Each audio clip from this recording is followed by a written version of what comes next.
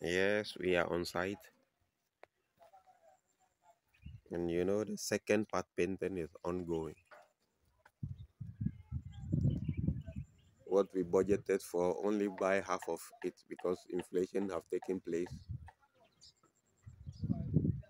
for the painting. So it is ongoing now at the second portion. But you can see at the lower side,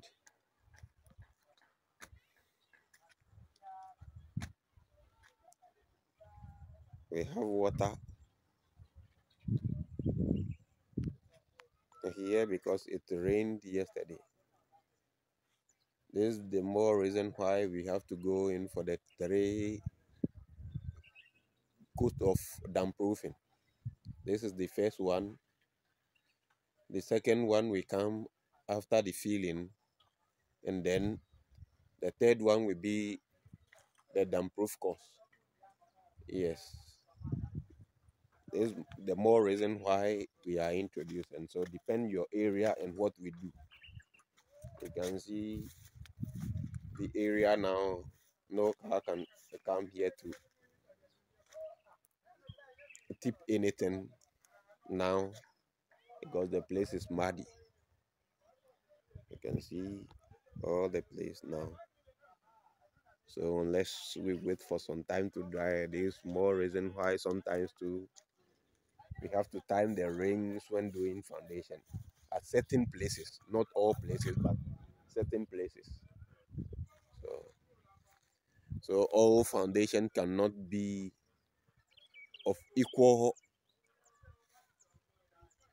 cost because of nature of the soil, the nature of the place to take have influence on costing also. So what may go into some may not go into others. So that's a little tip. Thanks. So that was Brother Sammy for you, and welcome back to the channel. If it is your first time here, this is the East Legon Hills project. This is an apartment project that we are putting up for one of our subscribers right here on the channel. And if you want to see more and follow this project, if you go to my playlist, you will see the name is East Legon Hills project. Then you will see how far, how we started and how far we are going with this project. So as the engineer stated earlier on, because of the nature of the ground, we have to go for a 3-level, damp proofing protection, which is going to be the painting. We're going to use the plastic, and then we're going to also use the membrane as well. So at the moment, you can see the guy doing the painting, and the rain has already started. If you watch on the foundation, you see that there's a stagnant water right there, and this tells us that the ground is not able to absorb water faster. So then we have to take caution, and because of this, the heavy trucks cannot come to tip the sand for the filling. So if it rains, they have to wait for maybe 2 or 3 days before they can come to tip the sand, and that has been a little bit challenge. But Gigo Production Group, as I told you, we plan, and we check, we double check, and then we cross check. So we've put all those things in place. We knew, the nature of the land before we started, and I said it in my first episode of the video. So what we are doing is immediately the truck is able to come, one truck comes to drop the sand or two in a day, and then we hire people to start filling, it's because it's been raining like almost every 3 days. So the guys will be done with the filling, and then it's going to rain. Then this also helps with the compacting of the ground, and it will also prevent us from buying so much water. Like we said, we have stagnant water around the foundation. We can just use a pump to pump it back into the foundation. So this also saves cost in a way that we clear the sand that they are shoveling now. It will be empty before the next truck comes. So this way, the track is not, tipping or offloading the sand far from the foundation, which also goes in the cost estimate. By reducing the labor and also, working step by step, making sure that it's also being compacted whilst you are filling in it. Like I said also in my previous videos, some people will make fence wall already in their house, and when they are doing their filling, they order for maybe 10 tracks, and the tracks, don't even have a way to go around the building to tip it off, which will make it easy for the laborers to fill it. So they have to pack it in one place, and all of the 10 or 5 sand will be packed somewhere far from the foundation, and you have to get a lot of laborers to come and do the filling.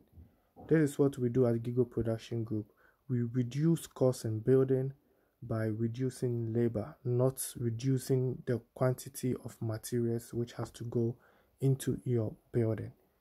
So you can see the work, done for yourself. These are strategies that you can implement for yourself as well, to get your building done without not spending so much money on labor. So you can see the flow which is going on here.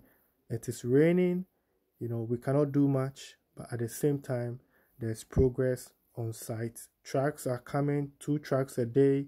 The next day it's already raining or something, so we have the guys filling it up. By the time they will be done with it, the ground is dry already. The truck can come again. They'll come and tip 2 in a day. The guys will come and then they will fill it up. It's simple as that. Building is that simple. All you need is, someone, a good supervisor that can lead your team or can lead your foreman to get a job done. And you can ask my contractor or my engineer, brother Sammy, to come and look at your project with a fee, and this will save you so much. Trust me, this will save you so much money. If you let a professional just come and have a view of what's going on your site and can advise you based on the experience, you know. And for those that wants to buy land, I think this is the best time for you to go have a look at where you want to invest your money in. What type of land is it? When it rains, how does the area looks like? Because this is where your investment is going to be. Some people, they don't do all those checks, and they'll buy land, build in the dry season, and then immediately it starts raining, they start having problems. This is also a good advice that when you want to make a purchase, you go with someone, engineer, or someone who knows about land and building, to study the land, and they can tell you, this is a good area to buy or this is not. Sometimes some waterlogged area is possible to build there. You have to raise the foundation high, and do your dampness and do all those checks. But some area is not. It's very difficult to really put up a house there. Sometimes it's not even about a house, but it's about how to get to your house during the rainy season. Some places, when it rains, people cannot go back home from the work or from the office, or when they are in the house, they cannot go outside. So please watch out and always ask for advice. We are available. If you want us to go check your land before you make payment and all those things, we are here to help. And my last tip for today's video is, before you do the painting, the bitumen painting of the foundation blocks, please make sure that they are completely dry before you do the painting. It's very important. Yeah, this is the East Legon Hills project. This is it. We started the filling. This is the 8th trip. I told you we had the depth that we have here. That's why we did the protection of the foundation by putting the extra rod on top of the block before we did the last laying of the block work. So this is, you see the depth. This is the 8th trip, but we are still not done. We are still not done. Roughly, we have to add like 4 trips before we can fill this project.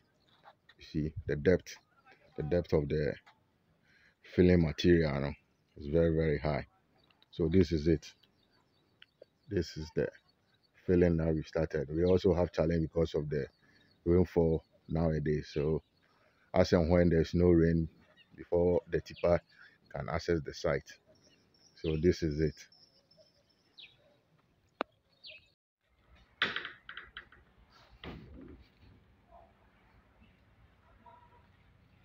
Okay, so this is the what is going on currently on site. We started the filling of the foundation and we have done over half of it. See, as I said in our previous videos, the depth of the foundation is deep. Is deep. So this is our eighth strip of the filling material, but still now we have to top up at least four before we can fill the whole foundation. So this is it, and it's been raining recently, so you could see the water around it, water, stagnant water around the building, inside and outside. So this is why one of the reasons why we went for the 3 level of protection from dampness. So you could see from this video, yeah. So far so good. We are on it. We are progressing gradually. It's just that because of the rain, the material coming to site, is a bit challenging because once they bring some badges and they are ready to bring the next bag before you realize the rain has started and the road to the site too is very very bad. So these are the few challenges we are facing, but we are on it. It's our work, so we find a way around it and do what is necessary. So this is it. So there you have it, and this brings us to the end of episode 4 of the East Legon Hills project. I really do appreciate your time spent here on the channel. Please don't forget to like, share, subscribe, and I'll see you in the episode 5. Let's get to it.